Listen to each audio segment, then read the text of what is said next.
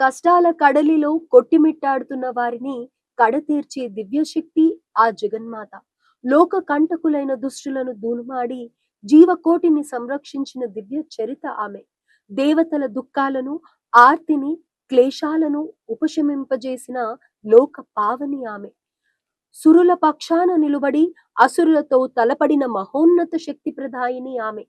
యోగులు ఆ శక్తిని మనసులో ధ్యానిస్తారు. మోక్షార్థులు అరిషడ్ వర్గాలను జయించి ఉపాసిస్తారు. సర్వాభరణ భూషిత పాశాంకుశధారిణి అయిన ఆ తల్లిని నామమాత్రంగా స్మరిస్తే చాలు సర్వ శుభాలు చేకూరుతాయి. సర్వాధిష్టాన సచిదానంద రూపిణి, సర్వ వేదాంత సంసిద్ధ అయిన ఆ తల్లి కరుణిస్తే చాలు జీవితాలు పరిపూర్ణమైతాయి. అందుకే ఆమె బ్రహ్మాండ జనని.